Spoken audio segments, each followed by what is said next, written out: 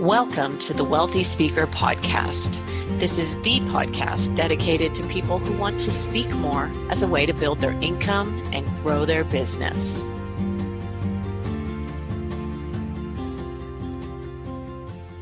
Well, welcome everyone to the Wealthy Speaker Podcast. I'm Jane Atkinson, your host and the founder of the Wealthy Speaker University.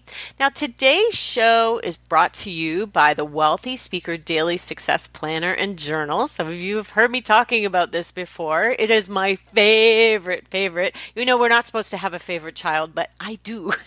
And it's this journal. It's a tool that my clients are using every single day, and they're getting great results because it's helping them focus every day towards what it is that they want. Every morning, you're setting your intention, what gives you confidence. It's really allowing you to map out your gratitude and your daily to-dos. And throughout the journal, there's a whole bunch of other elements that allow you to really stay focused and on track in your business. Now, if you're interested in getting our special pricing on the journal, hop on over to speakerlauncher.com and click on the bookstore, and the journal will be at the top of that page. So today we are talking about really standing tall in your power and building your business while avoiding the imposter syndrome that I know sometimes we can feel. Our guest expert is Nicole Jansen. Welcome, Nicole. Thank you, Jane. I'm excited to be here. And you're such an awesome host. Oh my gosh, I'm listening to you. I'm like, you're so good. Oh, well, let me share with everybody a little snippet of your bio, and then I'm going to get you to tell us more about yourself. Over the past 30 years, Nicole has empowered thousands of entrepreneurs to transform their ideas into highly profitable and rewarding businesses. Her clients span 5 continents and range from startup entrepreneurs to industry leaders looking to expand and take their business to the next level and beyond. A year or so ago, Nicole, I was so fortunate to actually be on your podcast, and it is called The Leaders of Transformation. Now, Nicole, tell us, you're a speaker as well, and you're doing podcasting. Tell us how you fell into all of this. Well, actually, I did exactly that. I fell into it through actually my parents. Many years ago, my parents had a business where we were in personal development. I started actually listening to tapes back when they had tapes. I was 7 years old, and I ended up going to seminars. I actually grew up, I would say, at seminars and conventions. And so it was a natural progression for me to start my own business and to start doing presentations. Actually, the first presentation, well, it was kind of an impromptu presentation. Somebody asked me up on stage talking about being a second generation entrepreneur. And his questioning was like, he was asking me these, respectfully, really dumb questions. Oh. He didn't really know what he was like. He was just, hey, like it was just young kind of simple questions. And I was like, do you mind if I just kind of go with this? And he said, sure. And I don't know how long I went, but maybe 20, 30 minutes, something like that. And everybody was so captivated by it. And it was at that moment where I got the bug. Mm-hmm. And I thought, wow, I just all of a sudden, it's like you probably have those moments like you look out and everybody is captivated. Yeah. There you got it. This is awesome. Yeah. Yes. It's like a drug. And once you get a little taste of the drug, it's like, oh, I want some more of that. Or it could be that adulation that people give you when they come up to you afterwards, or it could be the standing ovation. I mean, really, I think a lot of people get it. Some people just love standing up on stage in front of people. Yeah, I'm not one of those people, actually. I say there's 2 types of speakers. Some people who, they love that adulation. They love to be seen as awesome. People coming up to them afterwards, oh my gosh, you're so awesome. I'm more of the speaker that I really do like to focus on my audience, and I like it when my audience comes up and says that they feel good about themselves. And I'm not saying that it has to be an either or, but that I tend to go that direction. It's just I'm not naturally, although that would surprise some people to hear that who know me, but I'm not naturally an extrovert. I'm more of an introverted person, but I get up on stage because of the impact that I can have. It can have a greater impact, reach more people. Yeah, You know, what are the, I actually think we come from exactly the same place on that. Maybe that's why we get along. I was always behind the scenes, pushing my speakers out into the spotlight. And at some point, I realized I need to do that for myself and just kind of take center stage. And I think what we're talking about here is kind of what your intention is. And I think what might undermine that intention of going out and having that ripple effect and doing good work in the world is this kind of imposter syndrome that we're here to talk about today. Wouldn't you agree? yes, absolutely. It goes right into that. Yeah, so for you, not necessarily, hey, ta-da, here I am, It's not necessarily about that, but you want to do good work in the world. And I think that Yes. most of our listeners would agree that they want to do good work in the world as well. But sometimes what can happen is this thing we call the imposter syndrome. Where do you think that comes from? Like, what is going on with that, Nicole? Well, yeah, I think that, and I can only talk from my own personal experience on this, is when I had there's this feeling like I was, people were saying to me, like you said, I'm in the back of, most of the time pushing other people out into the front, center stage. And then there was this time when it was my time to be up there. Hmm. And I felt like, who am I to be on this stage? Who am I? What do I have to share?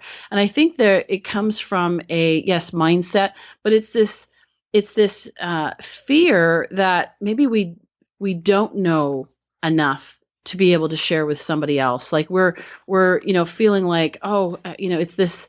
I think it comes from many of us growing up and saying, like, who are you to be? We're just simple people, right? We're just Hmm. this, we're average people. I'm nothing special.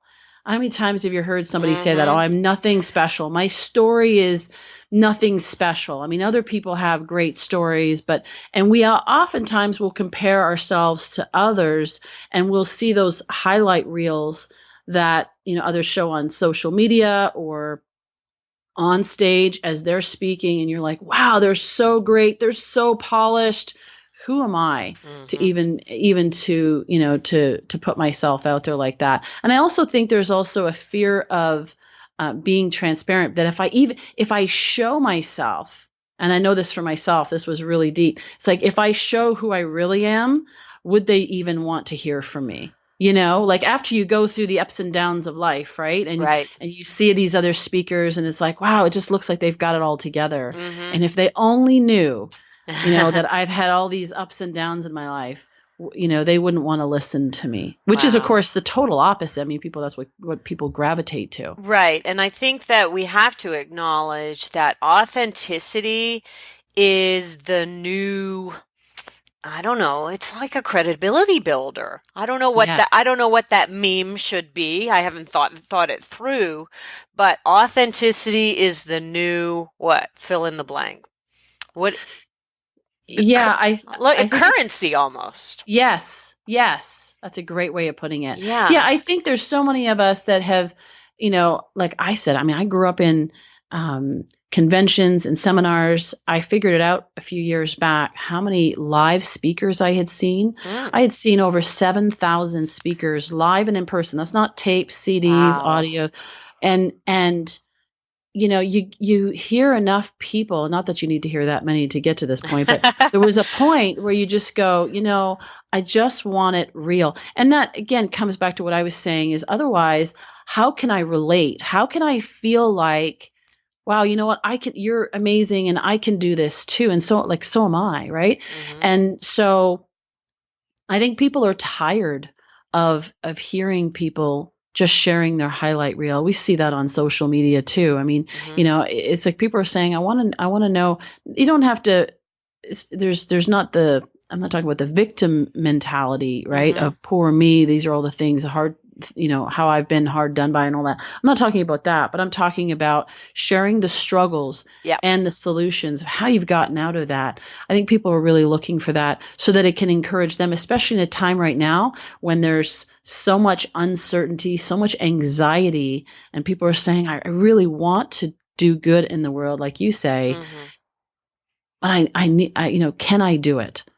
Is it worth it?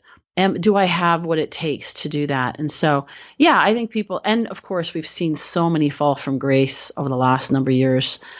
People that were idols, were heroes that have fallen from grace, and people are saying, "Look, I just want to know: are you the same on stage as off Oh stage as you are boy. on stage?" These 700 people that you have seen speak, I would bet that there have been people that you have met aside from that. And certainly some of my heroes fell off their what do we put them up on a pedestal? Pedestal. Yeah, Mhm. some of my heroes have fallen off with a big bang, with a big thump. Yeah. Has that ever happened to you where people were somewhat incongruent with their message?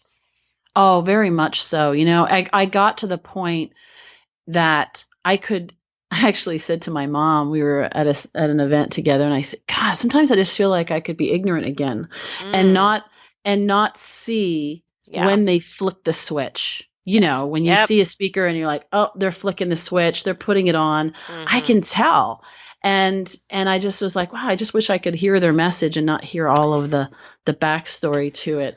And yeah, it has happened, unfortunately, many times. And it's no, obviously there's no judgment. People go through stuff. Yeah. But with that, yes, I think it's important that we be honest, and we don't create a false perception of who we are, Yes. because people don't relate to that. I mean, No. they it doesn't build their confidence. It's something that's like the model that has been photoshopped, Yeah, yeah. and women are Airbrush. like, oh, like airbrushed, Yeah, and exactly. So maybe there's something about being on stage. It's so true. I lived in Dallas for 6 years and worked under the roof of a speakers bureau, and I became so jaded. And I actually moved physically back to Canada and tried to scrape some of that off. And it's taken a while. And now when I go to, say, the National Speakers Association conferences or my Canadian version of those caps, I really try to walk in just with that open idea that everybody is there to give us something good, and I'm really trying not to go in with those jaded blinders on. Maybe that's a challenge for all of us. Is that next time we go and see a speaker, that we just kind of take off the jadedness because that's what can happen after a while, don't you think? absolutely. And I think that's where empathy comes in. And when we see that, people are trying to do their best. And like Hmm. you said in the beginning, we all just really want to do good. Yeah. And you know what? I'm sure there has been people that have heard me speak that, they have their own judgments. Of course, they're filtering it. We're all filtering it through our life experience. Hmm. And, and people have come up to me and, have wanted to see, am I really off stage the same as I am on stage? I had a friend of mine I did a workshop with, and somebody came up to her and said, like, are you really that, you know, connected? Are you really that authentic? Are you really, and was asking her, like really challenging her. And I Hmm. think that, we just have to realize that everybody's doing their best. And you know what? You absolutely, even those speakers, because I did get jaded for a little while there and I had to check myself. Hmm. And I'm like, I doesn't matter ultimately. I can get something out of, if I look for it, I can get something out of every presentation, every Exactly. speaker. I remember hearing Harv Eker for the first time Hmm. in Toronto, because I'm Hmm. Canadian and I was Yay. living in Toronto still at that time. And a friend of mine invited me to this Saturday night seminar, and never heard of this guy. It was back in, I think, 2005, and his book had actually just come out. The Millionaire Mind had just come out that week. And so I come into this room and I'm listening to him, and he's loud, and the speakers are like right next to us. So it's like reverberating in my ears. And I was sitting there listening to him, and I'm going, oh my gosh, there's Tony Robbins, that's Blair Singer, that's Tom Mhm. Peters. And all of a sudden I was like, wait a second, wait. Did I come here tonight on a Saturday night to identify all the things that I already know? Mm. Or am I coming here to learn new distinctions? Am I coming to learn something new? And, or be reminded of something, right? And I shifted in that moment, and that reticular activating system in our brains kicked in for me. And all of a sudden his speech became so rich and so authentic because of the way that I was looking at, and what I was listening for, rather than, oh, he sounds like so and so. Oh, he got that from so and so, or he learned that from Mm-hmm. this person, and so it's through our listening. I mean, it Yep. makes a big difference. So showing up really with that beginner mind, love it. So, okay, so we're the ones stepping out onto the stage. And of course, we need to stand tall in kind of who we are and feel credible. Um, how do we balance being credible with being authentic? Well, I think it comes back to uh, focusing on the number one, the real results that you create for people, Mm. not, being truthful about that. I mean, we, as a coach of entrepreneurs and some people starting out, some people taking their business to the next level, we've all created some level of success. And certainly, if you're going to be out there speaking in front of an audience, you will have created a certain measure of success. And that's why you're an authority, that somebody has actually invited you in, or you're doing your event. And so to speak to those results, to not embellish them, but to speak to because people know the difference. And when you really focus on the real results, there's a congruence about when you're sharing that message, how it actually gets delivered. You own it. And so I think that's really important, is being authentic with who you are and what you've accomplished. Mm-hmm. And I think that builds your credibility. So the other side of this, as I was mentioning a few minutes ago, some people think authenticity, or as they're testing the waters, think that is sharing all their dirty laundry, Right. right? It's not about that, because whenever I share a story, whether I'm speaking on a stage, and this goes for anything, right? Even coaching somebody, when I share stories, it's only because of the benefit of the audience. It's for their benefit. I've already heard my story. I don't need to Mm-hmm. hear it again. Right. And I think that's really important for new speakers to realize, is that every story, as you're shaping your story, and you know this because you're the expert in helping people to shape their messages and build their speaker business, is to only share the stories that are relevant to the audience. So you're being authentic and saying, here are the experiences that I've gone through. Here's the ups, the downs, and all of that. But it's only if you're bringing the audience into that story. And so you're building credibility from that, rather than saying, oh, look how hard I had it. And then Mm. people feel sorry for you. So that's one element to it. And I think that I think it happens even before then, when you are presenting yourself. Let's say, for example, someone who wants to be a conference speaker, wants to get hired by someone else to come in and speak at their event. Mm-hmm. I think what's important is the professionalism, where how you show up right from the beginning can add your credibility, right? Even if you're fairly new as a speaker, but how you do anything is how you do everything. And when you show up right from the beginning, and you're professional, and you're trustworthy, and you do what you say, and you are clear on the results that you can create for people, you're not embellishing, but you're also not downplaying it. I think that really adds to the credibility. I mean, you can correct me if I'm wrong. As I said, you're the expert in this, but that has been my experience, because I come across congruent. And when I'm congruent, then it's like I'm aligned with my message, and it clicks. People go, yeah, that resonates with me. Was there a moment in your life where you just went, oh, okay, I'm getting this balance of credibility with authenticity. I'm getting this lesson now. Yeah, I've had a few lessons over. Actually, for me, there was a point where I was working with an individual who is an amazing communicator, and I was delivering some of his content.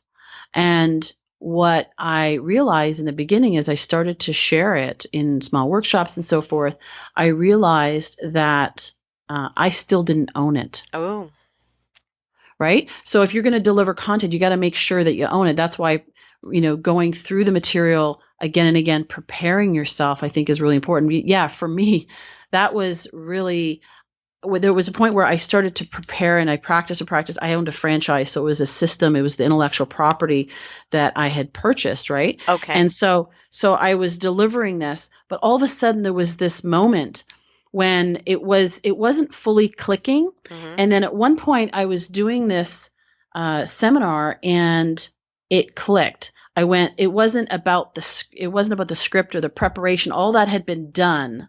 And I was just fully present with the audience. And I was just sharing from my heart Mm. what, for them, what this would mean for them and the impact of this, how this relates to their life and what they want to create. And it was one of those moments where it was like, oh my gosh, Mm. like it just connected so well and people were so captivated. It was like you could hear a pin drop in the room. That And that might was be powerful. that might be the moment when your material goes from in your head to in your bones. Is that's a Yes. coaching term from CTI. I don't know if you're familiar with that, but in your bones means that you've already done all of the prep work.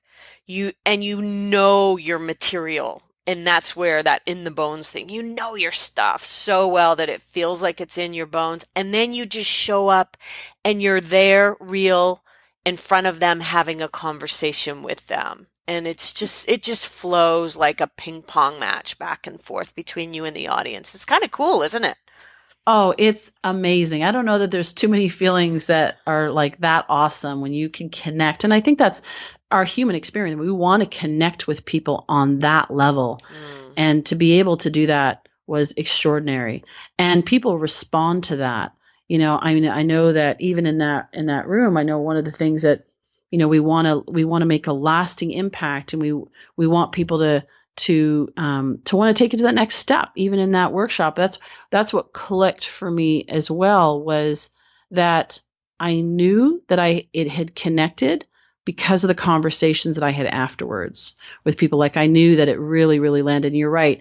That's where it's in your bones. And one of the greatest skills that I think that, if I could teach anyone, is the ability to be present, Ah, to good to one. get like, when it's not about you anymore.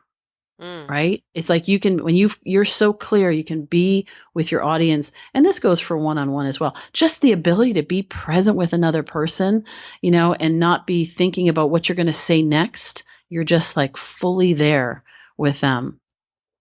And in an audience situation, I think that that can be what doesn't go well is when you're so worried. Okay, so let's say, oh, you're gonna hire a film crew and come in and get that capture this presentation, and you're prepare, and you do it all, and then in the moment, you're not really present with the audience because you're so worried about the darn film crew.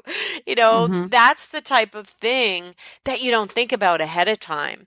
So we talk about, okay, do all your homework ahead of time and have everything prepared, and then just show up and be present for that audience. And the same thing goes for a high stakes speech. Do all the Absolutely. work on the back end, but then just show up and be present and have a conversation, because the more in your head you are, the less present you are likely. Well, and if you're so worried about logistics, that context needs to be set up front, and you need a team that you can then trust Yeah. that they're going to do what they need to do. It's so interesting as human beings. It's almost like I think it's like almost an arrogance, that like we feel like we have to control everything. Yes. Look, if you hired the experts, I should say, to do the film, like the film crew, Hmm. and you did your due diligence on them, Try. they're going to know how to do it. Yeah, Just you know, just trust, and and if that's they don't, then there's nothing you can do about it while you're on the platform anyway. exactly. Yeah. It's like I noticed for myself is there were times where I felt even uncomfortable on stage because I was worried about how do I look? Do I feel okay? Hmm. Do my clothes look okay and all this stuff. And as soon as you're in that, you're disconnected from the audience, as you know, right? Yeah. And that's the most I've had people say, how do you get up there and you're so comfortable? And I will say this, I am not the perfectly polished speaker. Hmm. I make mistakes. Sometimes I'll go on a little tangent, short ones, of course, so, like stay on focus. But, I'm not perfect. And I had somebody that was a mentor to me that was one of those polished speakers, and he said to me all of a sudden, he goes, you know what, I get it. And I said, what? And he was, I was delivering, I was presenting, we were doing in a simulation, like it was in a practice, but I was doing it. And he's like, there was a small audience there, a group of us, and he went, people like you. And I went, is that like a bad thing or is that a good thing? Hmm. you know, but his point was is that even though you're not perfect in your, in every deliver, like all the little elements of delivery, but people like you, they connect with you. And it's like, because I'm real. Yeah. I'm not trying to be perfect like that. And you know what? It's like the film crew. Look, if whatever you're wearing is what you're wearing, whatever your hair looks like in that moment is what it looks like. So you're not going to be able to do anything up there anyway. That's the kind of stuff that you prepare ahead of time. So then when you're up on stage, up on Hmm. stage in front of an audience, that's where you can forget yourself. And I always just remind myself, Nicole, this is not about you. This has nothing to do with you. And that's why coming back to what we were starting off with in the beginning is not looking for those accolades. It just gave me that freedom and saying, I'm not actually worried about people coming up and saying, Nicole, you're so awesome. Hmm. I want them to say, wow, I feel awesome. And so does it matter, you know, whether my hair is out of place or whether this is, like it doesn't matter at that point. It's all about connecting to the audience. And that actually gave me a peace and a freedom to be myself up there. Oh, I wish I had this conversation with you a month ago. I actually just did a presentation where the venue took me by surprise. I hadn't asked enough questions on the front end to find out where I was speaking. And when we walked in, it wasn't a professional setting. It was like somebody who was had a condo in this apartment building. It was a common room for an apartment building. So a big, beautiful space. But picture, a pool table and a TV and a kitchen area and things like that. And not really any chairs set up for a conference situation. It was more long tables and, sofas and things like that. And then there was a struggle with the technology. And then there was a struggle with my slides being seen because there was so much light coming into this room. And had I been a pro, I mean, this is what we get sometimes, right? And I do not fault the people. It's a beautiful space. I just wasn't prepared for it, and so I didn't handle it as well. And what I wish I would have done is a couple of minutes before just kind of stepped out of the room and reminded myself, I am there to serve this audience and this group of people who came here today to see, and done my mantra, be humble, be kind, be sharp. That's my normal mantra. I wish I would have gotten out of the kind of the chaos of the preparation into my own normal space of being in service to them. And I didn't. And I would say it went okay. People who were there said, oh, I took lots and lots of notes, but I didn't feel good about it. And I wish you and I would have had this conversation first so that I could have just, flip that switch. We have to be able to flip a switch when things aren't going exactly as planned. Oh, I'm there right there with you. Oh my gosh. I've had those presentations where like the logistics, you go into a room, the lighting's off and all this stuff. And yeah, it's so easy, even as a pro, as somebody that like you, I mean, even coming on So here's me being authentic. Even coming on to this podcast, I was like, Nicole, who are you to get on here and talk about this? And I'm like, well, because I've done a lot of presentation, like, but it's still that little voice. It's like, who are you? And it's that little doubt. It's those little voices, that inner dialogue. Sometimes it creeps in at the inopportune moments and says, oh my God, it's the same one. It's like that, worry about this and worry about that. And it's got to be perfect. And whenever I check myself, even in that moment, and I go, hang on wait a second. Yep. This isn't about, that's why that became my quote unquote mantra for me. It was like, this isn't about me.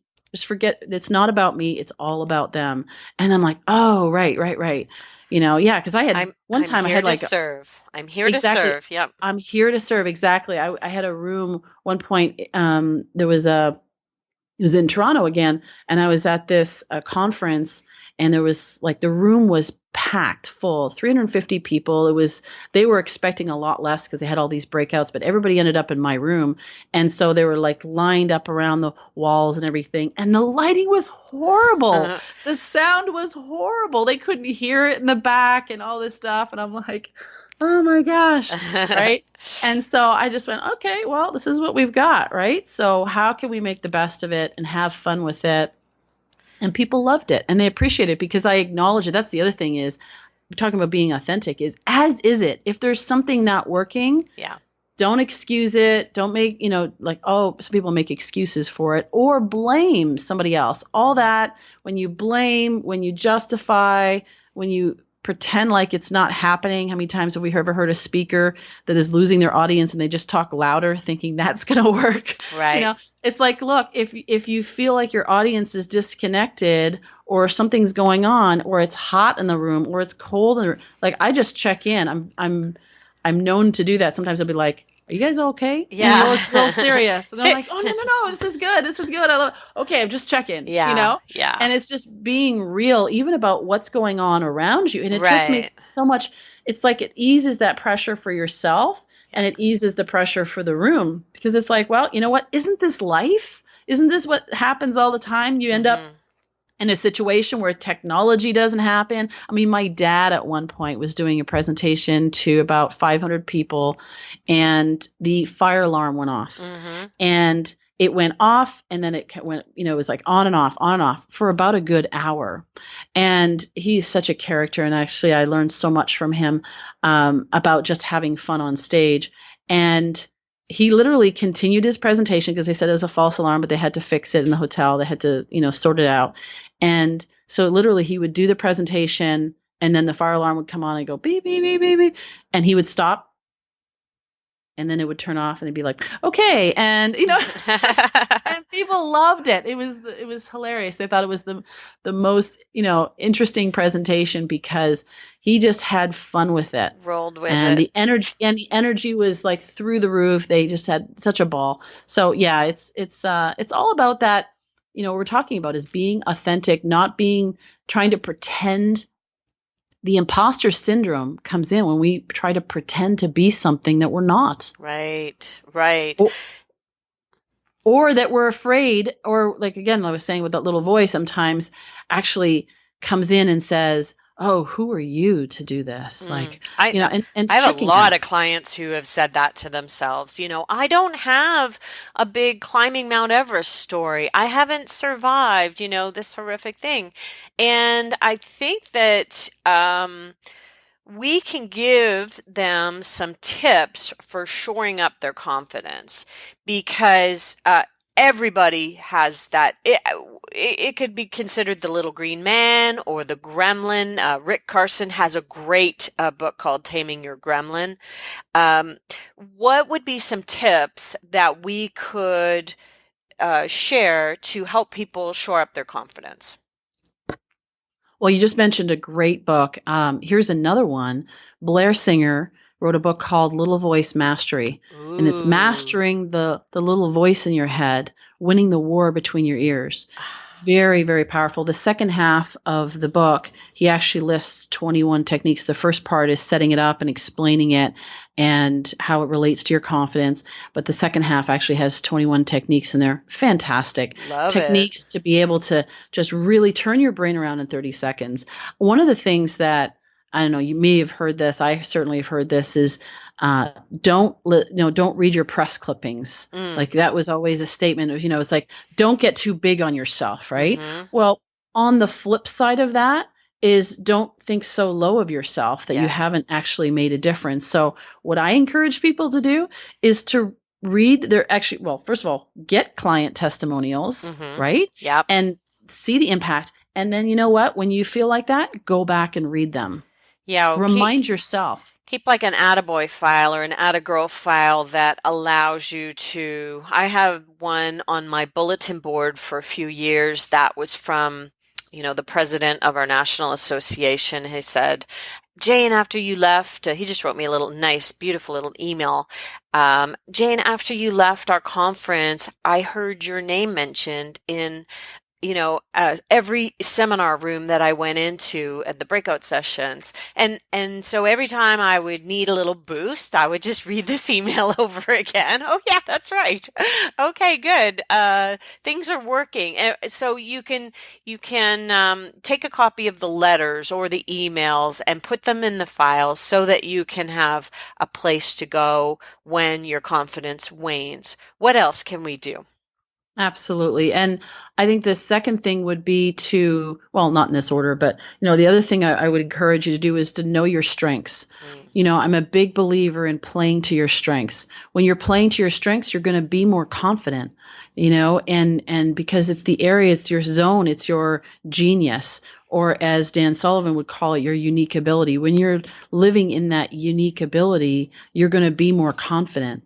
And it's like when you go up on stage and you're like, I know that I know that I know, like I know this stuff. Like Mm-hmm. this is my sweet spot. This is what I was, and even reminding yourself, and this is what I was born to do.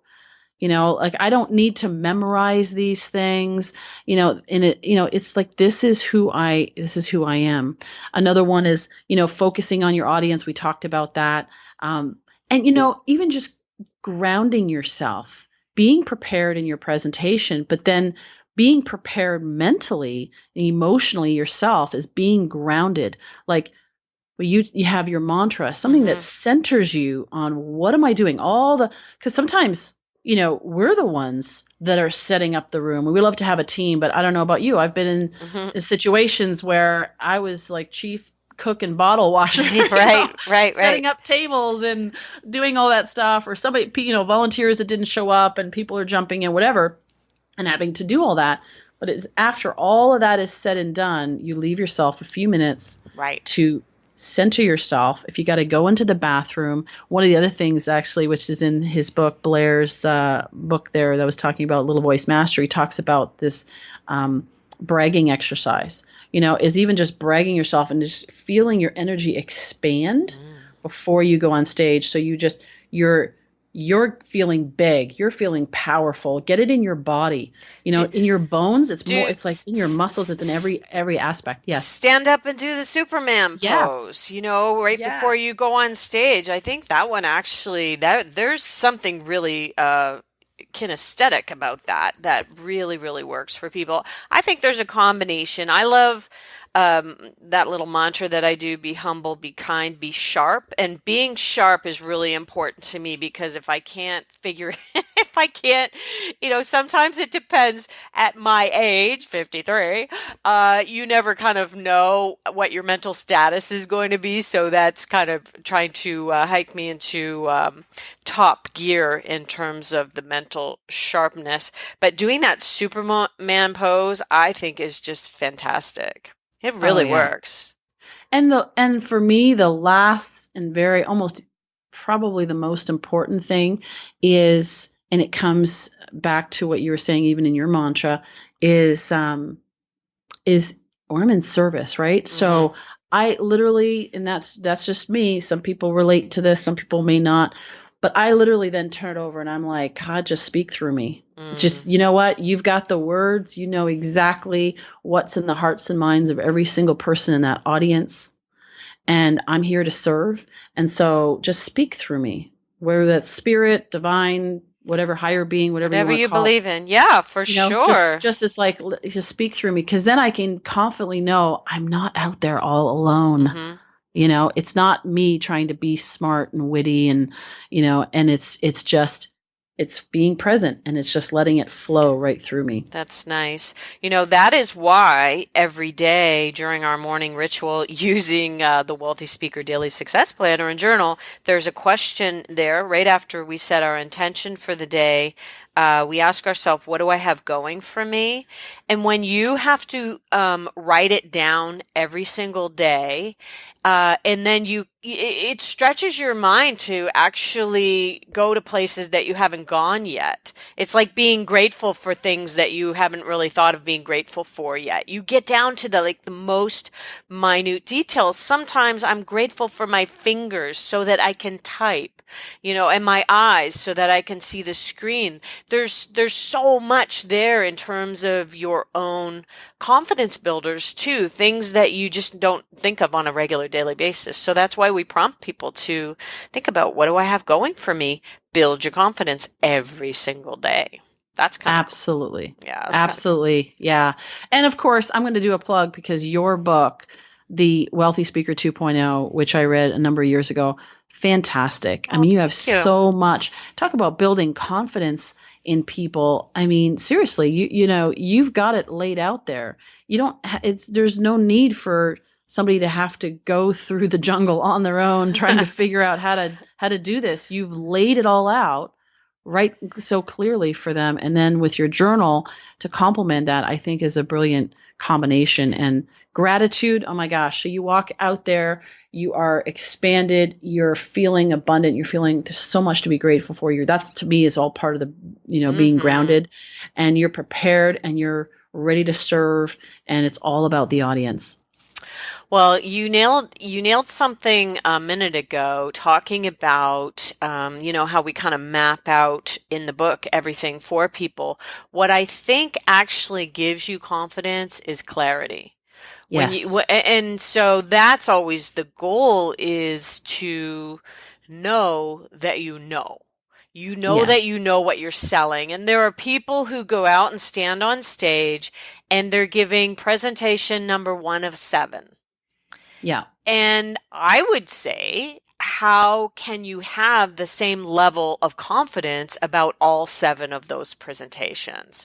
I mean, I think if you just dive deep on 1 or 2 topics, or even 3, you are going to feel more confident in the presentation because you've taken this deep dive, wouldn't you say? Absolutely. Yeah, absolutely. I mean, it comes back to that. Yeah, if you don't own it yourself, or you're trying to just get through it and cram the information in, you're not going to be as confident. Clarity leads to power. I totally agree with what you just said there. Clarity leads to confidence. Hmm. it, what are we not confident at? We're on stage, and let's say we're not feeling so confident. I just think about, like, what are the things that we are not confident about? Our presentation, ourself, how we look, our logistics, like, we've covered them all, right? Hmm. It's like, how do you look at that and saying, even somebody maybe that's listening and saying, I don't feel confident, just check in and ask yourself, what are you not confident about? Right. Which part is it? Yeah. And then deal with it Hmm. before you get on stage. Yeah. Tip. Okay, Maybe before you get up there. maybe you feel like you need a makeover. And you know what's really funny?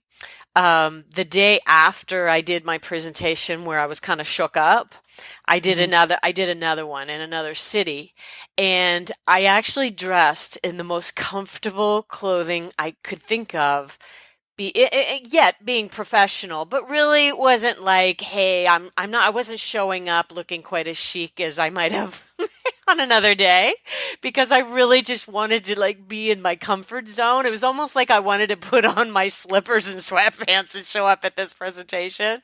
And so I went and I just, walked into a beautiful meeting room, and everything went swimmingly well. And then afterwards, someone came up and gave me her card. She was an image expert. I She wanted to do a makeover on me, and I'm like, oh, that's so sweet. But I get where you're coming from because you're right. I didn't really try that hard today, but it was all in the name of comfort. And so I'm hoping that things shone through despite my not really dressing my best. And you know what? I bet a lot of people look at me and think, wow, that girl could use a makeover. My goal is to just feel as good as humanly possible. And Yeah. some days I do it, and I've got to tell you, some days I don't. This is funny. One of my favorite Amy Porterfield episodes was about why she didn't want to be, this was on her podcast, why she didn't want to be on video. And in the podcast description, hint, it's my weight. And weight is a thing for me that can undermine my confidence stepping out onto stage because I feel like I should have it all together, and I don't. And I struggle with it, and I will likely continue to struggle for the next 20 years. I'm really trying to just get okay with it. I really just want to be good with whatever's going on. Love me at this weight, love me at 20 pounds less. I mean, what do you think about that? Yeah, I think that self-worth is such a big uh, issue and it's such a big element to this. For me, it's my skin. I've had, horrible skin issues over the years for whatever reason. And, and it actually that has been my thing about not getting up on in front of a camera because I look and I go, oh God, and I critique myself. And then of course I have to remind myself, Nicole, this isn't about you, and people were probably not paying attention to it as much as I am. And yet it's that thing that we've got to love ourselves. When I got to the point, at one point it was so bad that I literally didn't want to go to the store that day because it was so horrible. Wow. And I was out of groceries, and I needed something, and I was like, I don't want to go out there, and I thought, this is nuts. Like, this is so ridiculous.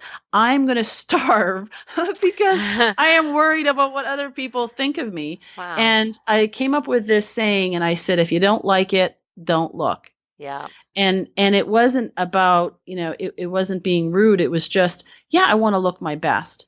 We all do. And yet, well, I think most of us do, at least. I'm not assuming that all of us do, but Yeah. we want to feel good about ourselves.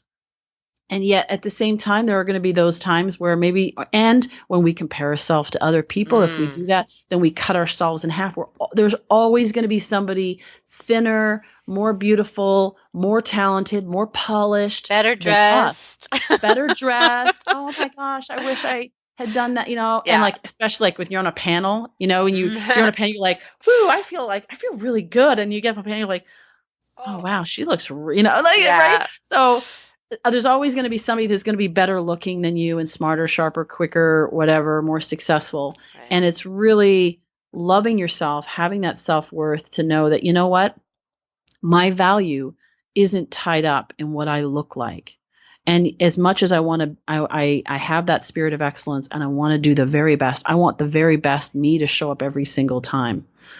Right? Yeah. But regardless of that, it doesn't devalue me in any way. I fundamentally believe, like, babies don't have to earn their value. They don't have to earn the people's love. When they're born, and you and I were all born at one point, we were loved in that moment. We were perfect. We were valued in that moment, and nothing's changed except our own mindset about it. That's so true. That's true. So when it comes to the comparison game, if you're doing it, stop it. That's the best advice I can give, is just stop it. Just shut it down in that moment. In coaching, we have structures.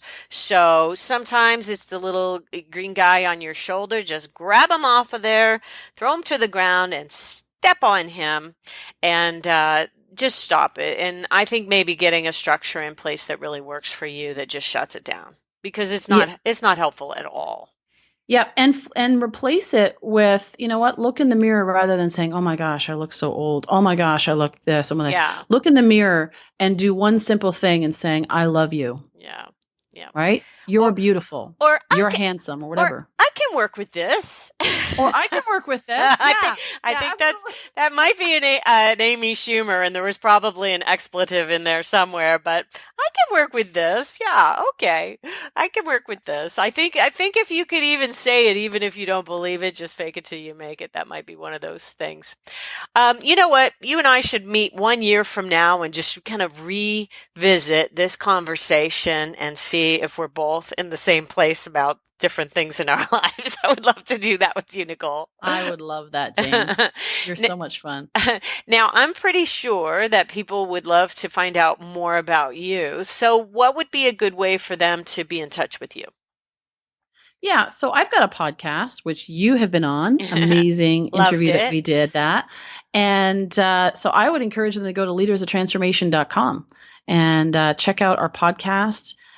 We've had over 170 plus amazing guests on the show, and it's been so much fun. And, I hopefully it will inspire your audience and also to educate them, give them tips and tools on how they can be a difference maker and make, like you said in the beginning, we all want to do good. We all want to make a difference. Yeah. And that's what that podcast is all about.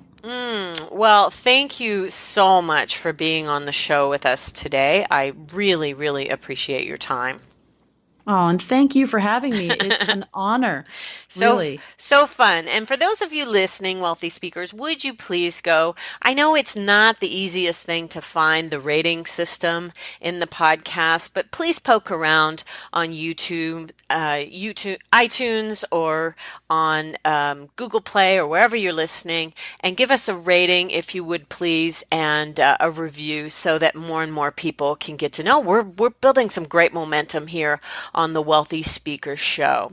And with that, we will say thank you so much for joining us, and we'll see you soon, Wealthy Speakers. Bye for now. Thanks for listening to the Wealthy Speaker Show. Please visit speakerlauncher.com for your free Wealthy Speaker audit, and visit speakerlauncher.com/podcast for show notes and many more resources to help you catapult your speaking business. See you soon, Wealthy Speakers.